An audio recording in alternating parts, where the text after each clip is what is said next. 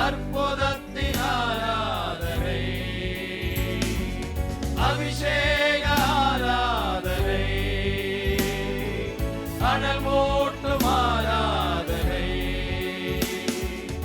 ஆராதனை, ஆராதனை ஆண்டவர்க்கே, ஆராதனை, ஆராதனை, ஆராதனை இயேசுவுக்கே, ஆராதனை, அதிகாலை ஆராதனை, ஆண்டவர்க்கே ஆராதனை. நன்றி ஆண்டவரே. நிறைவான ஆவியானவரே, நீர் வரும்போது குறைவுகள் மாறுமே. நிறைவான ஆவியானவரே, நீர் வரும்போது குறைவுகள் மாறுமே. நீர் வந்தால் சூழ்நிலை மாறுமே. முடியாதது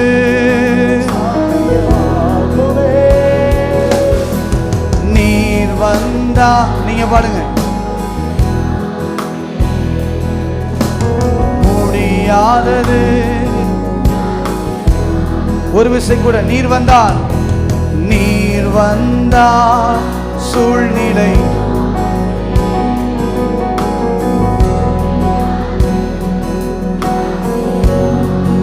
ரெண்டு கர உயர்த்தி, நிறைவே நீர் வாருமே, நிறைவே நிறைவே ஆவியானவரே, நிறைவே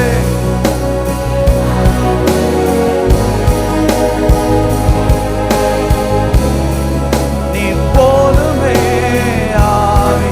ரெண்டு கரம் உயர்த்தி சொல்லுங்க. நீர் வந்தா சூழ்நிலை மாறுமே. முடியாதது சாத்தியமாகுமே. நீர் வந்தால் ஆவியானவரே, மகிமையான பிரசன்னம். ரெண்டு கர உயர்த்தி, நிறைவே நிறைவே சபை முழுவதும் ஆவியான ரெண்டு கர உயர்த்தி சத்தமா, நிறைவே நீர் வாருமே, நிறைவே நிறைவே.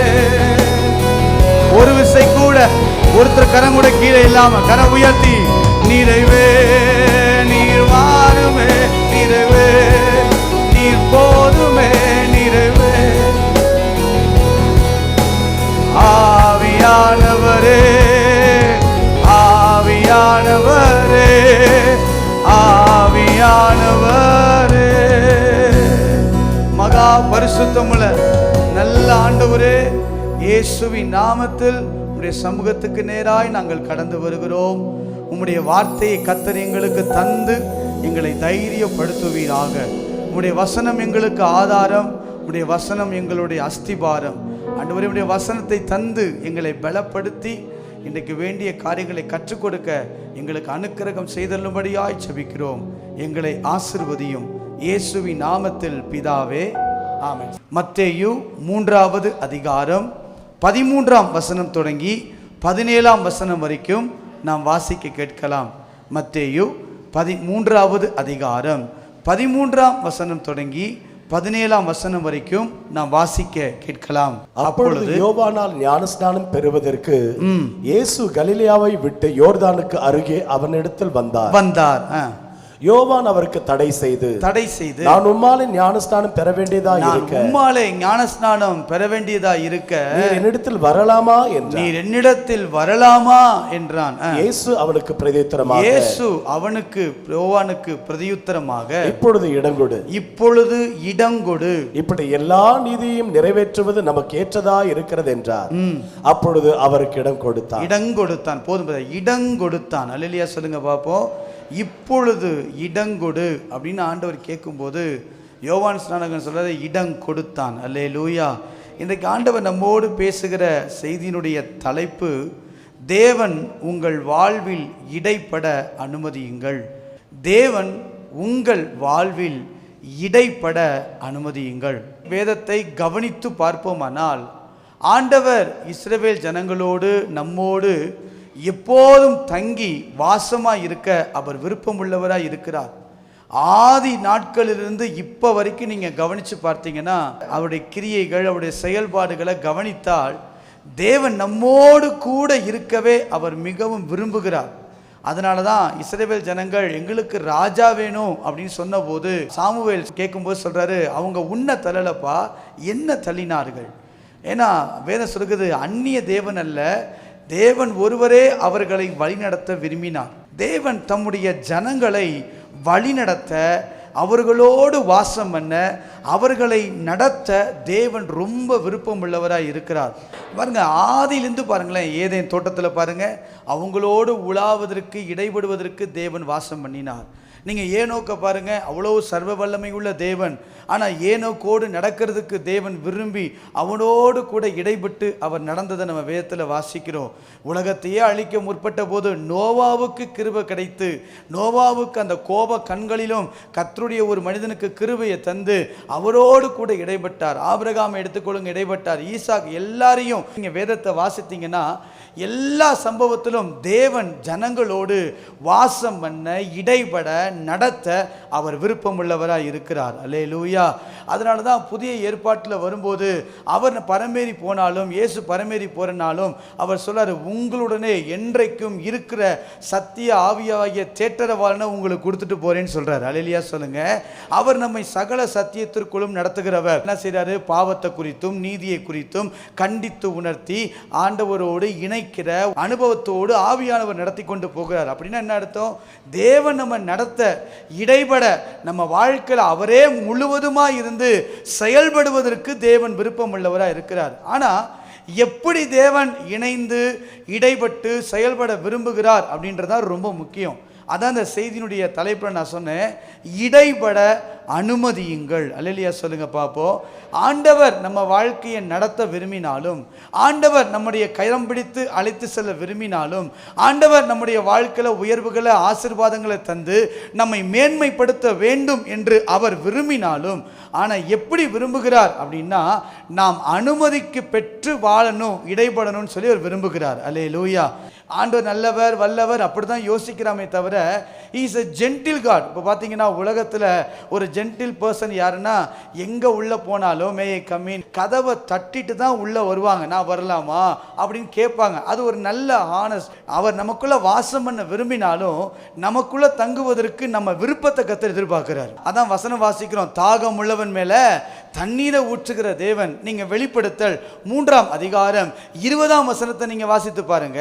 வாசற்படியில் நின்று நான் கதவை தட்டுகிறேன். வாசிக்கலாம். இதோ வாசற்படியில் நின்று தட்டுகிறேன், கதவை தட்டுகிறேன். ஒருவனின் சத்தத்தை கேட்டு கதவை திறந்தால், சத்தத்தை கேட்டு கதவை திறந்தால் அப்படின்னா அனுமதித்தால் அவனிடத்தில் நான் வந்து என்ன செய்வேன்னா வாசம் பண்ணுவேன். அப்போ வேற அழகா சொல்லுது பாருங்களேன். நம்ம நினைக்கிறோம் கர்த்தரை ஜெபிச்சுட்டா போதும் நம்ம கூட வந்துடுவார். இல்லை, நாம இடைபட அனுமதித்தால் கர்த்தர் நம்ம வாழ்க்கையில் பெரிய காரியங்களை செய்வார். அல்லேலூயா சொல்லுங்க பார்ப்போம். பேதுரு தன்னுடைய படகுல தேவனுக்கு இடமளிக்கிறதுக்கு வாய்ப்பு அனுமதித்ததுனால அந்த தோல்விகள் ஜெயமாய் மாறினது. நம்முடைய வாழ்க்கையில் இருக்கிற தோல்விகள் ஜெயமாய் மாறணும்னா ஜெபிக்கிற அனுபவம் மட்டுமல்ல, என் வாழ்க்கையில் ஆண்டவர் இடைபட அனுமதிக்கும் அனுபவம் நம்ம வாழ்க்கையில் வேண்டும். அல்லேலூயா. அனுமதிக்கணும். வாங்கப்பா, என் வாழ்க்கையில் வந்து நீங்கள் செயல்படுங்க, நான் ஜெபிக்கிறதோடு இல்லை, நான் அனுமதிக்கிறேன் அப்படின்னு சொல்லணும். பாருங்கள், 5 அப்போ 2 மீன் தான் கேட்குறாங்க பாருங்களேன். கேட்ட உடனே அந்த சிறுவன் கொண்டு போய் கொடுக்குறான். அதுக்கான வாய்ப்பு, அதுக்கான அனுமதி கொடுக்கும்போது அந்த இடத்திலே அற்புதங்கள், அந்த இடத்திலே அதிசயங்கள் கர்த்தர் நடக்க வல்லமை உள்ளவராக இருக்கிறார்.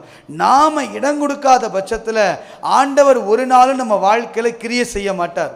நாம் அனுமதிக்காத பட்சத்தில் ஆண்டவர் நம்ம வாழ்க்கையில் அதிசயங்களை செய்யவே முடியாது. ஆண்டவர் நம்மளை தூக்கி விட விரும்புகிறார். ஆண்டவர் நம்மளை ஆசீர்வதிக்க விரும்புகிறார். ஆண்டவர் நம்மளை மேன்மைப்படுத்த விரும்புகிறார். அவர் விரும்பினாலும் அதுக்கு யார் ஒத்துழைக்கணும்னா அதுக்கு இடம் அளித்து அதை அனுமதிக்கிற அனுபவம் நம்ம கையில் தான் இருக்குது. நான் சொன்னேன் பார்த்தீங்களா, ஜென்டில் காட், ரொம்ப மென்மையான தேவன் நம்முடைய தேவன். எனக்கு பாருங்க, உள்ள வரும்போது கேட்டுட்டு தான் உள்ள வராரு. உள்ள இருக்கிற ஆண்டவரை சில பாவச்சைகள் தேவையில்லாத உலகங்கள்லாம் சேர்க்கும்போது ஆண்டவர் வருத்தப்பட்டு உங்களுக்கு இடம் இல்லைன்னு சொன்ன உடனே ஜென்டிலாக அமைதியாக போயிடுறாரு. ஆனால் சத்துரு பாருங்க அப்படி இல்லை. நம்ம என்ன தான் சொன்னாலும் நீ வரக்கூடாதுன்னு சொன்னால் நம்மளை மீறி தான் உள்ளே வரான். நம்ம வெளியே போன்னு சொன்னால் நம்மளை அவமானப்படுத்திட்டு தான் வெளியே போகிறோம். வித்தியாசத்தை கவனிச்சிங்களா? இப்படிப்பட்ட தேவனை நம்ம ஆராதிக்கிறது அவ்வளோ பெரிய பாக்கியம். அல்லேலூயா சொல்லுங்க பார்ப்போம். நல்ல தேவன், ஜென்டில் காட், நம்மளை மென்மையா கரவலாடுகளை போல மென்மையா நடத்துகிறவர். கேட்டுதான், அவர் தான் நம்மளை படைச்சாரு, அவர் தான் நம்மளை உருவாக்குனாரு. அவர் என்ன வேணாலும் செய்யலாம், அவர் என்ன வேணா செய்யறதுக்கு அவர் அதிகாரம் உள்ளவர். ஆனா கொஞ்சம் கூட அவர் அப்படி செய்ய விரும்பல. நம்மிடத்துல அவர் கிரியை செய்வதற்கு இடைப்பட அனுமதியை கர்த்தர் கேட்கிறார். அல்லேலூயா சொல்லுங்க பார்ப்போம். லூக்கா 1ஆம் அதிகாரம் 34 38 வசனங்கள் வரைக்கும் நீங்க வாசித்து பார்த்தீங்கன்னா, மரியாள ஆண்டவர் தெரிந்து கொண்டாலும், உலகம் முழுவதும் இரட்சகரை பிறக்குன்னு ஆசைப்பட்டாலும், மரியாள கர்த்தர் தெரிந்து கொள்றார். தெரிந்து கொண்டாலும் தூதன் சொல்றாரு, மரியாளே, உன் கர்ப்பப்பிறப்பு இப்படி இருக்கும், இம்மானுவேல் பிறப்பார், இரட்சகர் வருவார், உலகத்தின் பாவங்களை சுமந்து சீக்கிர தேவ ஆட்டுக்குட்டி அவர் அப்படின்னு சொன்னதுக்கப்புறம் மரியா சொல்றாங்க, இது எப்படி ஆகும் ஆண்டவரே, நான் புருஷனை அறியனே கேட்கும்போது அதுக்கான விளக்கங்களை தூதன் கொடுக்கிறார். மரியாள் என்ன சொல்றதுமா, உம்முடைய வார்த்தையின்படி எனக்கு ஆக கடவுது. அல்லேலூயா சொல்லுங்க பார்ப்போம். அந்த பர்மிஷன், அந்த இடம், அந்த அனுமதி கிடைச்சதுக்கு அப்புறம் தான் இரட்சகர் உள்ளே வந்தார். மரியாள் ஸ்திரீகளுக்குள் ஆசீர்வதிக்கப்பட்டவங்களா மாறினாங்க. ஏன் ஒரு ஆசீர்வாதம் இல்லை, ஏன் ஒரு மேன்மை இல்லை? அநேக வாக்குத்தத்தங்களை பெற்றது உண்மைதான், அநேக காரியங்களை பெற்றது உண்மைதான். ஆனாலும் குடும்பத்திலே போராட்டம், ஆனாலும் நான் எதிர்பார்த்த அளவு ஒரு மேன்மையோ செழிப்போ ஆசீர்வாதங்களோ ஏன் இல்லை தெரியுமா? நம்ம தேவனை நாம் நம் வாழ்க்கையில் இடைபட அனுமதிக்கவில்லை. யோசேப்பை எடுத்துக்கொள்ளுங்க, மரியாளுடைய கணவர். மத்தேயு 1ஆம் அதிகாரம் 24ஆம் வசனத்தை நீங்கள் வாசித்து பார்ப்பீர்கள் என்றால், அங்க தூதன் வந்து சொல்றாரு, நீ சேர்த்துக்கொள்ளு அப்படின்னு சொன்ன உடனே அங்க வேதம் பாருங்க, தேவ திட்டத்துக்கு தன்னை இடைபட, தேவன் தன் வாழ்க்கையில் இடைபடுவதற்கு யோசேப்பு அனுமதிக்கிறார். பாருங்களேன், எவ்வளவு மேன்மையான மனிதன் பாருங்க. அந்த காலத்து பரிசுத்தமான யோசேப்பு அடுத்தவருடைய மனைவியை தொடல. தேவன் நம்முடைய வாழ்க்கையில எந்த கிரியைகளை செய்வதற்கும், ஒரு ஆசீர்வாதத்தை பெறுவதற்கும், தேவன் நம்முடைய வாழ்க்கையில அவர் கரத்தை பிடித்து நடத்தி போவதற்கும் தேவன் அனுமதி கேட்பாரு. நாம என்ன நினைக்கிறோம்னா, அந்த அனுமதியை கொடுக்கிறதே இல்லை. ஜெபிச்சா போதும், நான் ஜெபித்துட்டால் கிடைச்சிடும். இல்ல, நம்ம ஜெபித்தாலும் ஆண்டவரே என் வாழ்க்கையில இதுல இடைபடுங்கன்னு சொல்லி நம்ம ஜெபித்தால், அனுமதித்தால் கர்த்தர் பெரிய காரியங்களை செய்வார். அல்லேலூயா சொல்லுங்க பாப்போம். லூக்கா 22ஆம் அதிகாரத்தில் வாட்சி பார்த்தீங்கன்னா, அங்க இயேசு சொல்லுவாரு கெத்செமனே தோட்டத்தில், என் சித்தத்தின்படி அல்ல, ஆனாலும் உம்முடைய சித்தத்தின்படி. தேவன் அவரை சிலுவைக்கு ஒப்பு கொடுப்பதற்கு முன்பதாக கூட இயேசு தேவ சித்தத்துக்கு தன்னை இடைபட அனுமதித்தார். இன்னைக்கு அவரே அனுமதிக்கிறார்னா இன்னைக்கு நாமெல்லாம் எந்த பட்சத்தில் இருக்கிறோம்? இன்னைக்கு நம்ம வாழ்க்கையில தேவனை அனுமதிப்போமானால் நாம் எதிர்பார்த்ததை விட ஒரு பெரிய அதிசயத்தை இந்த நாட்களில் அவர் செய்ய வல்லமை உள்ளவர். நம்புறவங்க மட்டும் கரங்களை உயர்த்தி அல்லேலூயா சொல்லுங்க பாப்போம். யோசித்து பாருங்க, தேவனை நம் வாழ்க்கையில் இடைபட அனுமதியுங்கள். நீங்க அவரை கேளுங்க, ஆண்டவரே என் வாழ்க்கையில வாங்க, ஆண்டவரே என் வாழ்க்கையில இடைபடுங்க, ஆண்டவரே நான் தள்ளி நிற்க விரும்பல. அது கடினமானதாக இருக்கலாம், அது போராட்டமானதாக இருக்கலாம், நாம் புரிந்து கொள்ள முடியாததா இருக்கலாம். ஒருவேளை தேவன் இடைபடும் போது, தேவன் நம்முடைய வாழ்க்கையில இடைபட அனுமதித்தால், எந்த படுகொலியா இருந்தாலும், எந்த உளையான சேற்றா இருந்தாலும் அவர் கரத்தை நீட்டி நம்மை தூக்கிவிட அவர் வல்லமை உள்ள தேவனாய் இருக்கிறார். அல்லேலூயா சொல்லுங்க பாப்போம்.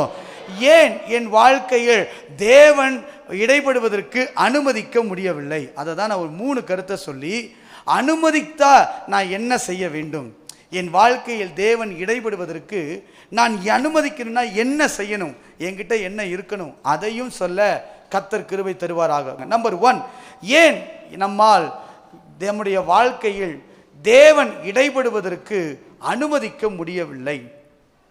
1, சந்திக்கும் போராட்டங்களில் தேவனை கொண்டு நாம் சந்திக்க விரும்புவதில்லை. நாம் சந்திக்கும் போராட்டங்களில் தேவனை கொண்டு நாம் சந்திக்க விரும்புவதில்லை.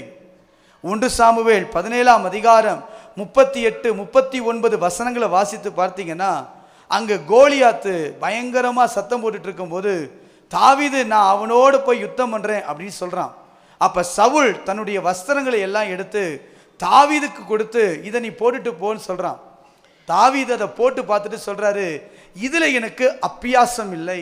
ஏன் சரியா வரல அப்படின்னா, நான் என் தேவனுடைய பலத்தோடு தான் நான் மோதணும் விரும்புறேன் தவிர இந்த கவசங்களோடு ஒரு பாதுகாப்போடு இருக்க விரும்பல.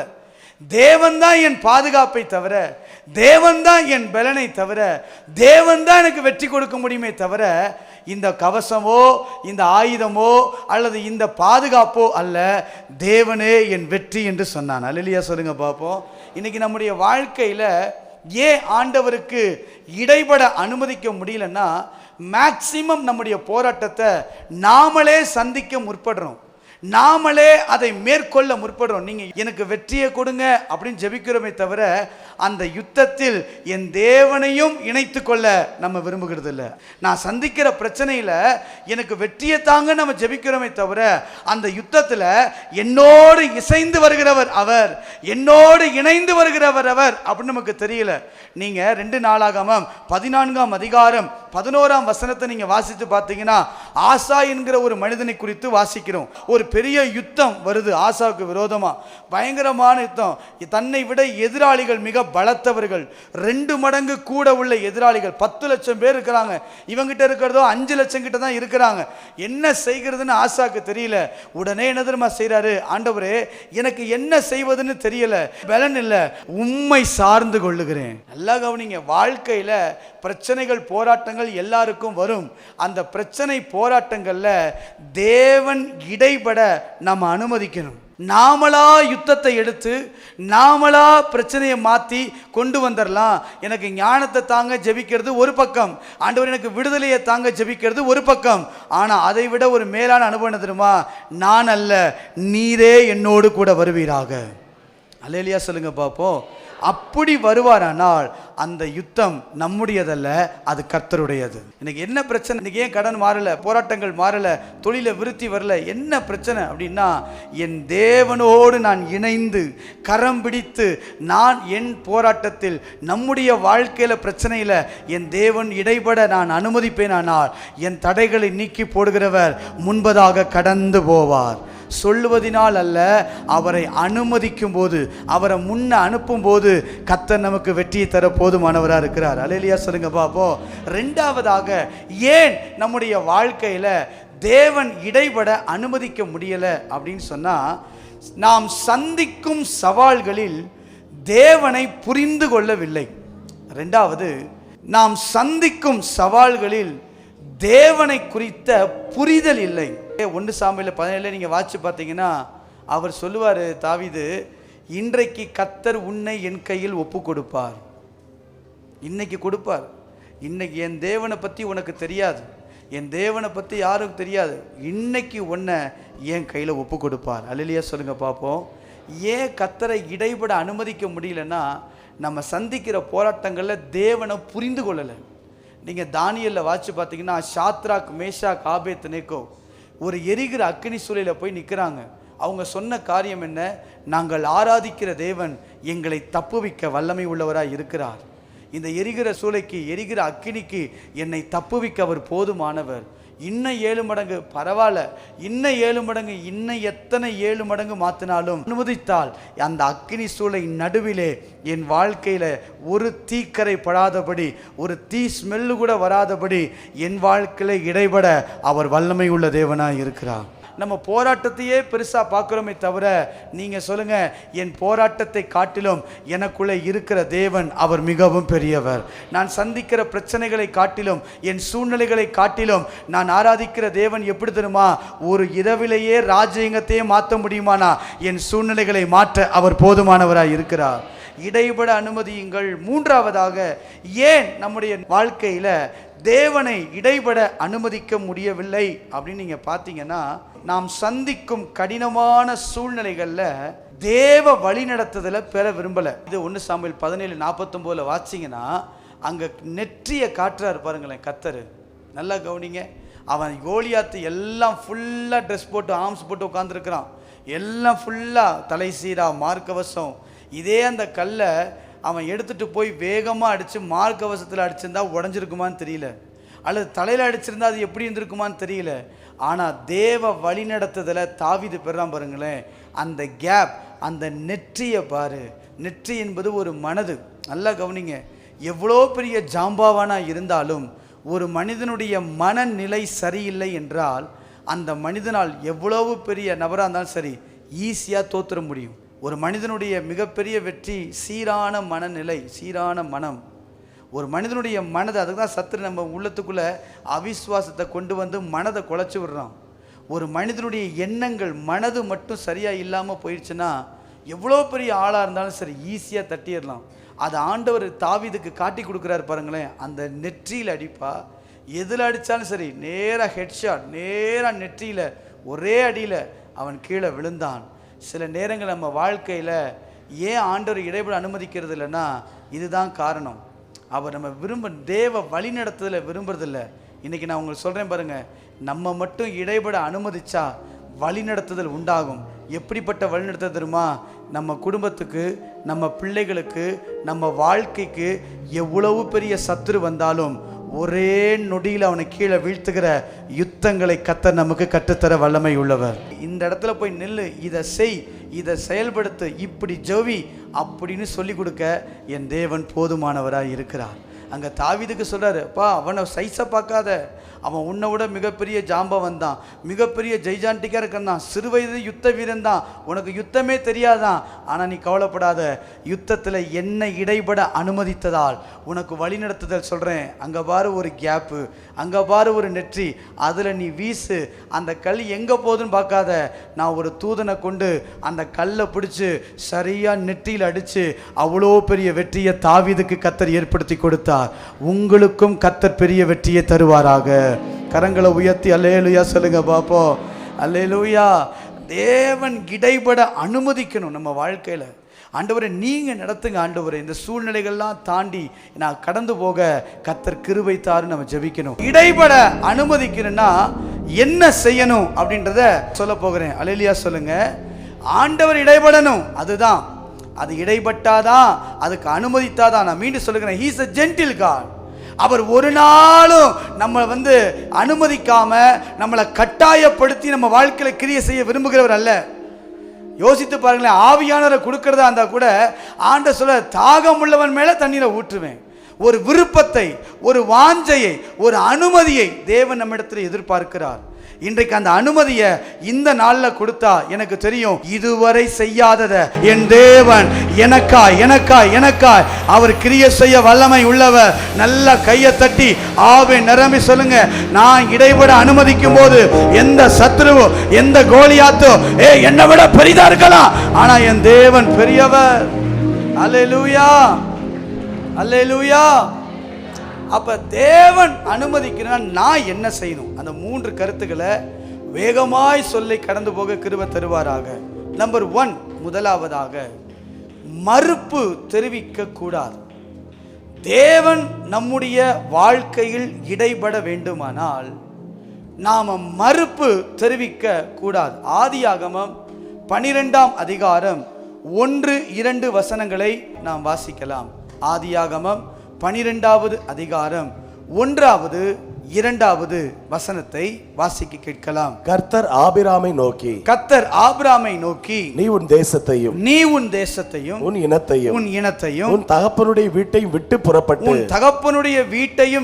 புறப்பட்டு நான் உனக்கு காண்பிக்கும் தேசத்துக்கு போ. நான் உன்னை பெரிய ஜாதியாக்கி உன்னை ஆசீர்வதித்து உன் பேரை பெருமைப்படுத்துவேன். நீ ஆசீர்வாதமாய் இருப்பா. பொதுவா இந்த வசனத்தை மட்டும்தான் நம்ம எடுத்துக்குவோம். நீ ஆசீர்வாதமா இருப்பா, நான் உன்னை பெருமைப்படுத்துவேன், நீ பெரிய ஜாதியாக மாற்றுவேன், உன்னை ஆசீர்வதிப்பேன், இதை தான் நம்ம எடுத்துக்கொள்வோம். ஆனால் இதுக்கு முன்னாடி ஒரு கண்டிஷன் என்னன்னா, சில நேரங்களில் அது நான் சொன்னேன் பார்த்தீங்களா, முதல்லையே சொன்னேன் பார்த்தீங்களா, மறுக்கக்கூடாது. என் வாழ்க்கையில் கர்த்தர் இடைபடுவதற்கு அந்த சூழ்நிலைகள் எனக்கு கடினமாக இருக்கலாம். ஆண்டவர் இடைபடும் போது எல்லாம் தடையெல்லாம் மாறி ஈஸியாக இல்லை. 2 தடை உண்டு சிஸ்டர், நல்லா கவனிச்சுக்குங்க. 2 தடை உண்டு பிரதர். ஒன்று, நம்ம வாழ்க்கையில் இருக்கிற சத்துரு மனிதர்கள் கொண்டு வருகிற தடை, அதை உடைச்சு கொண்டு போவார். சில நேரங்களில் கர்த்தரே நமக்கு தடை போடுவார். சில பகுதிகளை நீங்கள் ட்ராவல் பண்ணி போனீங்கன்னா இந்த பகுதி ஆபத்து அப்படின்னு இன்ட்டு போட்டு சில பகுதியை அடைச்சி வச்சுருப்பாங்க. அதை மீறி ஒரு மனிதன் போனால் விபத்துக்குள்ளே ஆயிடுவான். அதுபோல் சில பகுதிகளை கர்த்தர் நமக்கு தடுக்கிறவராக இருப்பார். தடைகளை உடைக்கிறவர் மட்டுமல்ல கர்த்தர், நம்ம வாழ்க்கையில் தடுப்புகளை ஏற்படுத்துகிறவரும் கர்த்தர். சில நேரங்களில் நம்ம சந்திக்கிற அந்த காரியத்தில் சில இழப்புகள், சில போராட்டங்கள், சில பிரச்சனைகள் இதெல்லாம் நமக்கு வரலாம். இங்கே பாருங்கள், யோசிச்சு பாருங்கள். ஆபிரகாம் பார்த்து சொல்கிறாரு, நான் காண்பிக்கும் தேசத்துக்கு போ. எதை போ? உன் இனத்தை விடு, உன் குடும்பத்தை விடு, உன்னுடைய இடத்த விடு, எல்லாத்தையும் விடு. யோசித்து பாருங்கள், எவ்வளோ பயங்கரமான ஒரு காரியம், சாதாரணமான விஷயம் இல்லை. ஆனால் ஆபிரகாம் கீழ்ப்படிந்து எந்த மறுப்பு சொல்லலை. ஆண்டவரே, நான் எங்கே போகிறது, டெஸ்டினேஷனே இல்லையே, எந்த இடத்துல எனக்கு தெரியலையே, எங்கே போய் சேர்றதே தெரியலையே, எதையும் கேட்கல. மறுப்பு தெரிவிக்காமல் அவன் வாழ்க்கையில் கர்த்தர் இடைபட அனுமதித்ததால் ஆபிரகாம் விசுவாசத்தின் தகப்பனாய் கர்த்தர் மாற்றினார். இன்றைக்கி நம்ம வாழ்க்கையில் நம்ம இடைபட ஏன் அனுமதிக்கிறோம்னா மறுப்பு தெரிவிக்கிறோம். இது எப்படி ஆண்டவரே, இது எப்படி நடக்க ஆண்டவரே? பாருங்கள், அங்கே மோரியா மலையில் ஆதியாகமம் 22ஆம் அதிகாரத்தில் 1 வாசிங்கன்னா, உன் ஏகபுத்திரனை, உன் நேசகுமாரனை மோரியா மலையில் கொண்டு வந்து பலியிடுன்னு சொன்ன உடனே அடுத்த நாள், அடுத்த செகண்டு ஆபிரகாம் முடிவு பண்ணிட்டாரு. மறுப்பு அல்ல, ஏன் ஏதுன்னு கேட்கல. அடுத்த செகண்ட் தன் மகனை பலி கொடுப்பதற்கு அவர் மலை மேலே ஏறுவதற்கு தயாராய் மாறினார். 22ஆம் அதிகாரம் 5ஆம் வசனத்தில் வாசிச்சு பார்த்தீங்கன்னா, நாங்கள் திரும்பி வருவோம்னு சொல்லுவார். நாங்கள் திரும்பி வருவோம். கர்த்தர் என் பிள்ளைய தான் கேட்டார். என் வாழ்க்கையில் இந்த கடினமான காலத்தையும் நான் அவரை இடைபட அனுமதித்ததுனால எனக்கு ஒன்று தெரியும், என் தலையை உயர்த்துகிற தேவன் அவர். நாங்கள் போய் ஆராதித்து திரும்பி நாங்கள் வருவோம். அது மட்டுமல்ல, 8ஆம் வசனத்தை வாசிச்சு பார்த்தீங்கன்னா அங்கே சொல்லுவார், ஈசா கேட்பான், அப்பா கத்தி இருக்கு, நெருப்பு இருக்கு, கயிறு இருக்கு, எல்லாம் இருக்கு, பலிப்பொருள் எங்கப்பா? அழகாக சொல்லுவார், கர்த்தர் பார்த்துக்கொள்வார். என்னைக்காவது நீங்கள் சொல்ல முடியுமா? நான் சொல்கிறேன் சிஸ்டர், பிரதர், உங்கள் வாழ்க்கையில் மட்டும் கர்த்தர் இடைபட அனுமதித்தால் மறுப்பு சொல்லாமல், எந்த மறுப்பு சொல்லாமல், இவங்களை விட்டு விலகணுமா விலகணும், ஞானஸ்தானம் எடுக்கணுமா எடுக்கணும், கர்த்தர் சொல்கிறதுக்கு மறுப்பு தெரிவிக்காமல் அப்படியே கீழ்ப்படிந்தால் உங்களுக்கு தெரியாத ஒன்று, திரும்பி வர கர்த்தர் அனுக்கிரகம் செய்வார். கர்த்தர் எல்லாவற்றையும் பார்த்துக்கொள்வார். நாம் கவலைப்பட தேவையில்லை. நம் தேவைகளை, நம் வாழ்க்கையை கர்த்தர் பார்த்துக்கொள்ள போதுமானவராக இருக்கிறார். அல்லேலூயா சொல்லுங்க பாப்போம். 1 ராஜாக்கள் 17ஆம் அதிகாரம் 10லிருந்து 15 வசனங்கள் வரைக்கும் வாசிச்சு பார்த்தீங்கன்னா, சாரிபாத் விதவை வீட்டுக்கு கர்த்தர் அங்கே கொண்டு போக சொல்ற எலிசாவை. யோசிச்சு பாருங்களேன், அங்கே சாரிபாத் விதவை என்ன பஞ்சம், வேதனையால் நிறைவும். அந்த இடத்துல போயிட்டு எலிசா சொல்றாரு, எனக்கு ஒரு அடையை சுட்டு கொண்டு வா, என்கிட்ட இருக்கிறதே கொஞ்சமாவுதான், என்கிட்ட இருக்கிறதே கொஞ்சம் என்னதான், இதை வச்சு நான் சாப்பிட்டு சாக போறேன், நான் இதுக்கு 2 குச்சி நான் தேடிட்டு இருக்கிறேன், இதுல நீர் வந்துனா யாருக்கு நான் கொடுப்பேன்? அந்த அடையை உனக்கு கொடுத்துட்டா ஒண்ணுமே இல்லாம செத்து போகணும். எந்த மறுப்பு சாரிபாத் சொல்லல.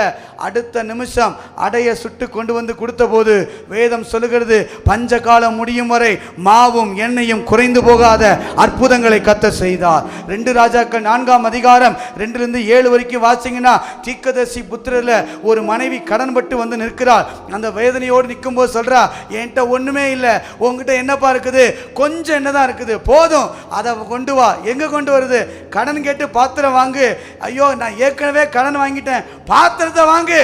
ரொப்பு, நீ ஆட்டோமேட்டிக்கா ஊத்த ஆரம்பி. வேதம் சொல்லுது, மீதி பாத்திரங்கள் இல்லாத அளவுக்கு நின்று போகத்தக்க அளவு கர்த்தர் அந்த இடத்திலே அற்புதங்களை செய்தார். அல்லேலூயா சொல்லுங்க பாப்போம். நீங்க லூக்கா 5ஆம் அதிகாரம் 5ஆம் வசனத்தை வாசிச்சு பாருங்க. சூழ்நிலைகளே மாறி கிடக்கு, பிரச்சனைகளே மாறி கிடக்கு, இனி வாய்ப்பு இல்லை. யாரு காலையில போய் மீன் பிடிக்க மாட்டாங்க, மீன் பிடிச்சாலும் மீன் கிடைக்காது. பேதுருவுக்கு நல்லா தெரியும், பேதுரு மீன் பிடிக்கிறதுல எக்ஸ்பர்ட், சூழ்நிலைகளை அறியும், சூழ்நிலைகளை தெரியும், சூழ்நிலைகள் எல்லாம் சாதகமா இல்ல, எல்லாம் பொருந்தாத சூழ்நிலையா இருக்குது. ஆனாலும் பேதுரு மறுப்பு சொல்லல. ஆண்டவரே, ராம் முழுதும் பிரயாசப்பட்டோம், ஒன்றும் கிடைக்கல, ஆனா மறுப்பு தெரிவிக்கல. நீங்க சொன்னபடி, உங்க வார்த்தையின்படி நான் வலைய போடுகிறேன். போட்ட போது தோல்வி மட்டுமல்ல, 2 படகு நிரம்பத்தக்க ஆசீர்வாதங்களை பேதுருவின் வாழ்க்கையில கர்த்தர் செய்தார். பிரதர், சிஸ்டர், நான் சொல்ல முடியும், மறுப்பு தெரிவிக்க கூடாது. கர்த்தர் இந்த உறவை விட்டு வெளியே வா அப்படின்னா மறுப்பு தெரிவிக்க கூடாது. கர்த்தர் இந்த காரியத்தை விட்டு வெளியே வானா மறுப்பு தெரிவிக்க கூடாது. இன்னும் உலக உலகத்தோடு சம்பந்தம், இன்னும் உலகத்தோடு வாழ்க்கை, இன்னும் உலகத்தோடு அச்சடையாளம், இன்னும் உலகத்தை போல வாழுகிற அனுபவம் இன்னும் வருஷங்கள் கடந்து போகுமே தவிர ஆசீர்வாதங்கள் கடந்து வராது. கர்த்தரை மறுப்பு தெரிவிக்காமல் என் வாழ்க்கையை இடைபட அனுமதிப்போமானால் நினைப்பதற்கு மேலாய் கர்த்தர் அதிசயங்களை செய்ய வல்லமை உள்ளவர். அல்லேலூயா சொல்லுங்க பாபோம். அல்லேலூயா. யோசித்து பாருங்க, இன்னைக்கு தேவன் உங்களுக்கு அப்படி ஒரு அற்புதத்தை செய்ய போகிறார். இன்னைக்கு இந்த கூட்டம் முடிஞ்சு நீங்க வெளியே போறதுக்கு முன்பதாக, ஆராதனை முடிஞ்சு வெளியே போறதுக்கு முன்பதாக நீங்க சொல்லுங்க, நான் ஆராதிக்கிற தேவன் என் வாழ்க்கையில இடைபட போகிறார். இதுவரை நான் மறுப்பு தெரிவிச்சது போதும், ஆனா இன்னைக்கு எதையெல்லாம் என் வாழ்க்கையில கர்த்தர் வெறுத்தாரோ, எதையெல்லாம் கர்த்தர் விட சொன்னாரோ, எதையெல்லாம் வேண்டாம் சொன்னாரோ, அதையெல்லாம் மறுப்பு தெரிவிக்காம நான் அதை அறிக்கை செய்யும் போது, அதை நான் விட்டு கொடுக்கும் போது என் வாழ்க்கையில் கர்த்தர் இடைபட அவர் அனுமதிக்கிறார். ஒரு ஐஸ்வர்யவான ஒரு வாலிபன் இயேசுகிட்ட வரான், வாசிக்கிறோம். அங்கே வந்த உடனே அந்த வாலிபன்ட்ட ஆண்டவர் சொல்கிறார், எப்பா உன்னுடையதை விற்று தரித்திரருக்கு கொடு, அவ்வளோதான். நீ கொடுத்துட்டு வா, நான் உன் வாழ்க்கையில் இடைபடுவேன், உன் வாழ்க்கையை நான் ஆசீர்வதிப்பேன், உன் வாழ்க்கையை நான் மேன்மையை கொடுப்பேன். ஆனால் அந்த அதிக ஐஸ்வர்யமாக இருந்ததுனால அவனால் தேவனுடைய இடைப்படுவதற்கு அனுமதி கொடுக்க முடியல. அவன் துக்கமுகமாய் போனான். அதே போல தான் கல்யாணத்துக்கு வீட்டுக்கு ஒரு எஜமான் பல பேரை கூப்பிடுறார். பல பேர் சாக்கு போக்கு சொல்கிறாங்க, இங்கே நான் வர முடியாது, அங்கே நான் வர முடியாது, சாக்கு போக்கு சொல்லி அந்த விருந்தை, அந்த அழைப்பை நிராகரிக்கிறதாக வேதம் சொல்லுது. அது நிமித்தமாக என்ன நடந்தது? ராஜ்யத்தை, விருந்தை இழந்து போனார்கள். இன்றைக்கும் அப்படிதான். இந்த செய்தியை கேட்டும் கர்த்தர் இடைபட நீங்கள் அனுமதித்தால், எந்த மறுப்பும் சொல்லாமல் நாம் அனுமதித்தால், நாம் எதிர்பார்த்ததை விட ஒரு பெரிய காரியத்தை கர்த்தர் செய்ய போகிறார். கரங்களை உயர்த்தி அல்லேலூயா சொல்லுங்க பாப்போ. அல்லேலூயா, அல்லேலூயா சொல்லுங்க. ரெண்டாவதாக தேவன் நம்முடைய வாழ்க்கையில் இடைபட அனுமதிப்பதற்கு ரெண்டாவது, முதல்ல நான் சொன்னேன், என்ன சொன்னேன்? மறுப்பு தெரிவிக்க கூடாது. அங்க யோசிச்சு பாருங்க, யோவான்ல வாசிக்கிறோம், மறுப்பே தெரிவிக்கல. பாருங்களேன், அவர் உங்களுக்கு என்ன சொல்லுகிறாரோ, தண்ணியை கொண்டு வந்து ரொப்பினாலும் ரொப்பணும். அங்க நீங்க சொல்லக்கூடாது, ஏன்டா தண்ணியை ரொப்புறீங்க, நோ, வெறுமையா தண்ணியை மோண்டு கொண்டு போய் ஊத்துனால ஊத்தணும். அதுக்கு மறுப்பு தெரிவிக்கக்கூடாது. மறுப்பு தெரிவிக்காம தேவன் இடைபடுவதை அனுமதித்தால் தண்ணீரை திராட்சரசமாய் கர்த்தர் மாற்றுவார், குறைவுகள் நிறைவாய் கர்த்தர் மாற்றுவார். நம்பர் 2, ரெண்டாவது, தேவன் என்னுடைய வாழ்க்கையை அனுமதிப்பதற்கு நான் செய்ய வேண்டிய காரியம் என்னன்னா, மறுபடியும் தவறு செய்யக்கூடாது. 1 ராஜாக்கள் 11ஆம் அதிகாரம் 9-10 வசனங்களை நீங்கள் வாசித்து பார்ப்பீர்களானால் வாசிக்கலாம். 1 ராஜாக்கள் 11ஆவது அதிகாரம் 9வது 10வது வசனம். ஆகையால் இஸ்ரவேலின் தேவனாகிய கர்த்தர் சாலமோனுக்கு 2 விசை தரிசனமாகி அந்நிய தேவர்களை பின்பற்ற வேண்டாம் என்று கட்டளையிட்டிருந்தும் அவன் கர்த்தரை விட்டு தன் இருதயத்தை திருப்பி, கர்த்தரை விட்டு தன் இருதயத்தை திருப்பி அவர் கற்பித்ததை கைக்கொள்ளாமற் போனதினால் கர்த்தர் அவன் மேல் கோபமானார். நல்லா கவனிங்க, நாம செய்த தவற நாம் மறுபடியும் நான் தவறு செய்யும் போது மன்னிப்பு கிடைக்கும், மன்னிப்பாரு. ஏன்னா அவர் இரக்கமுள்ள தகப்பன். ஆனா வாழ்க்கையில இடைபட மாட்டார். கர்த்தர் இல்லாமையும் ஒரு மனிதன் நடக்க முடியும், இல்லாமையே ஆராதிக்க முடியும், இல்லாமையே அது ஒரு வெறுமையா இருக்கும். ஒருவேளை கர்த்தரை பிடிச்சிருக்கிறதுனால ஏதோ ஒரு விதத்துல ஒரு ஆசீர்வாதம் இருக்கலாமே தவிர நம்ம வாழ்க்கையில தேவனுடைய ஒரு இடைப்படுதல் நம்ம வாழ்க்கையில இருக்காது. ஏன் அப்படின்னு சொன்னா, கிறிஸ்தவ வாழ்க்கை என்பது ஒரு சமரசம் இல்லாத வாழ்க்கை. அதுதான் நல்லா கவனித்துக் கொள்ளுங்க. சமரசம் இல்லாத ஒரு வாழ்க்கை வாழணும். அந்த பூர்வ கால பிதாக்கள் அந்த வைத்த அந்த வைராக்கியம், அந்த சபை அப்படின்னாலே ஒரு பக்தி, சபை அப்படின்னாலே ஒரு பயம், சபை அப்படின்னாலே ஒரு நடுக்கம், ஒரு பயம் இருந்துச்சு அந்த நாட்கள்ல. ஆனா காலங்கள் மாற மாற, கொரோனாக்கு அப்புறம் பார்த்தீங்கன்னா அப்படியே டோட்டலா மாறி அட்ஜஸ்ட்மெண்ட் பண்ணி போகிற ஒரு வாழ்க்கைக்குள்ள நம்ம கடந்து வந்துட்டோம். யோசித்து பாருங்க, உடைகள்ல சமரசம் ஆயிடுச்சு நமக்கு. உலகத்தோட ஒரு காலத்துல சபைக்கு வரும்போது இப்படிதான் உடை இருந்ததுன்னு இருந்துச்சு, ஒரு நாகரிகம் இருந்தது. சர்ச்சுக்கு போறோம், ஐயோ நாம கர்த்தர் பார்க்கிறாரு, ஒரு பயமும் ஒரு நடுக்கமும் சபைக்குள்ள இருந்துச்சு. ஆனா இன்னைக்கு பாருங்க, அப்படியே மாறி மாறி உடைகள்ல சமரசம் வந்துருச்சு. திருமணங்களை எடுத்துக்கொள்ளுங்க, திருமணங்கள் காரியத்தில் அப்படியே உலக பக்கம் சாஞ்சிட்டோம், அதே மாதிரியே ஃபாலோ பண்ண ஆரம்பிச்சிட்டோம்.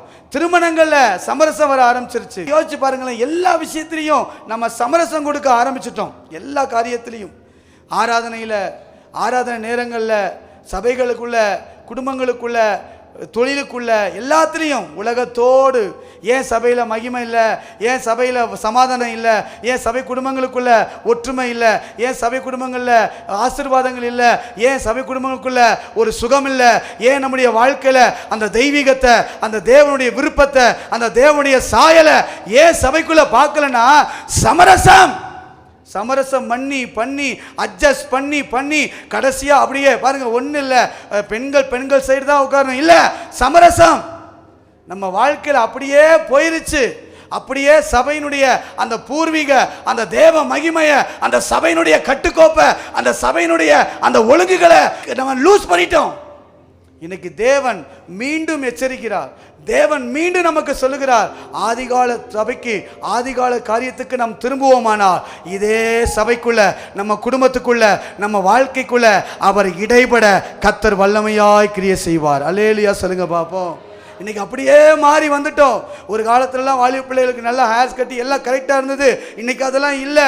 இன்னைக்கு டிஷர்ட் போட்டு வர ஆரம்பிச்சிட்டோம். எல்லாமே சமரசம், அட்ஜஸ்ட்மெண்ட், பரவாயில்ல எல்லாம் பரவாயில்ல போய் கடைசியாக இன்னைக்கு எல்லாம் மாறி போச்சு. ஆனால் இன்னைக்கு அப்படி இல்லாதபடி, இன்றைக்கு நாம் சமரசம் இல்லாதபடி, கிறிஸ்தவ வாழ்க்கையில் மட்டும் நோ காம்ப்ரமைஸ் பிரதர். இங்கே காம்ப்ரமைஸ் ஆகலாம், ஆனால் பரலோக சிங்காசனத்தில் வரும்போது நெவர் காம்ப்ரமைஸ். ஒருவராலும் காம்ப்ரமைஸ் பண்ண முடியாது. இவங்க யாரையும் காட்ட முடியாது. பரலோக சிங்காசனத்தில் ஒரு நாள் நாம் நிற்க வேண்டியது வரும். அது கூடிய சீக்கிரத்தில் வரும். அந்த சீக்கிர நாளில், அந்த நேரத்தில் எல்லாரும் பரலோகத்தில் போய் நிற்போம். அப்ப நமக்கு சொல்லப்படும், உனக்கு எச்சரித்ததே, உனக்கு சொல்லப்பட்டதே. நம்ம சபையினுடைய காரியம் என்ன? அப்போஸ்தலர் 2ஆம் அதிகாரம் 37வது வசனம் வாசிங்க பாப்போம். நம்முடைய சபையினுடைய மிகப்பெரிய அஸ்திபாரம் என்ன?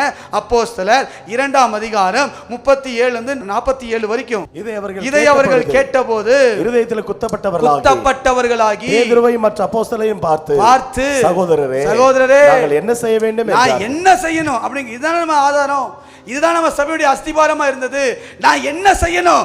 என்னை குறித்து கண்டிக்கப்படும் போது, என்னை குறித்து சரிபடுத்திக் கொள்ளும் போது, என் தேவன் என்னோடு இதை விட்டுடு, இதை இடைபடாத, இது நடக்காத அப்படின்னு சொல்லும் போது என் இருதயத்தில் ஒரு காலத்தில் நான் குத்தப்பட்ட அனுபவங்கள் உண்டு.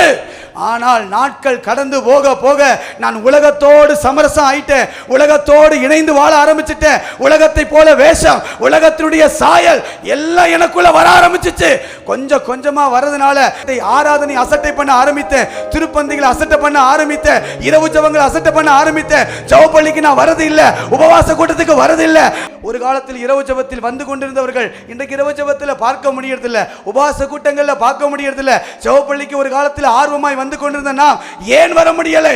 உலகத்தோடு சமரசம். இந்த சமரச வாழ்க்கையோடு ஒரு நாளும் நம்ம வார்த்தைக்கு இடைபடவே முடியாது.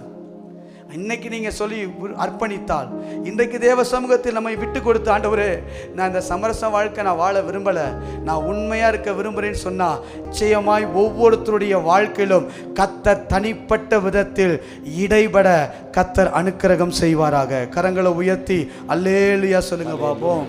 சத்த உயர்த்தி அல்லேலூயா சொல்லுங்க பாப்போம். எந்த சூழ்நிலையிலும் சபையினுடைய காரியங்களை மாற்றத்தை கொண்டு வரவே கூடாது. அல்லேலூயா சொல்லுங்க பாப்போம். நம்முடைய அடுத்த சந்ததிகள், அடுத்த பிள்ளைகள் எவைகளை சகித்து கொள்ளுகிறோமோ, எவைகளை பொறுத்து கொள்ளுகிறோமோ, எவைகளில் ஒரு நிதான தவறுறோமோ, எவைகளை சகித்து அட்ஜஸ்ட் பண்ணி போகிறோமோ, அந்த காரியத்தில் நம்ம வாழ்க்கையில் ஒரு நாளும் மாற்றங்களை கொண்டு வர முடியாது. இன்றைக்கு சொல்லுங்க, நான் சகிக்க விரும்பல ஆண்டவரே, நான் உங்களிடத்தில் அர்ப்பணிக்க விரும்புகிறேன் அப்படின்னு சொல்றவங்க மட்டும் அப்படியே எழுமி நிற்கலாமா? நேரம் ஆனது. எல்லாம் எழுமி நின்று கண்களை மூடி ஒரு அர்ப்பணிப்புக்குள்ள கடந்து வரலாம். மறுபடியும் தவறு செய்யக்கூடாது. தேவன் நம்முடைய வாழ்க்கையில் இடைபட வேண்டுமானால் மறுப்பு தெரிவிக்காதீர்கள். தேவன் நம்முடைய வாழ்க்கையில் இடைபட வேண்டுமானால் நீங்கள் மறுபடியும் தவறு செய்யாதீர்கள். அப்படியே கரங்களை உயர்த்தி, அர்ப்பணிக்கிறவங்க மட்டும் கரங்களை உயர்த்தி சொல்லுங்க பாப்போம். நிறைவான ஆவியானவரே, நீர் வரும்போது குறைவுகள் மாறுமே. கரம் உயர்த்தி சொல்லுங்க. நிறைவே நீர் வாருமே.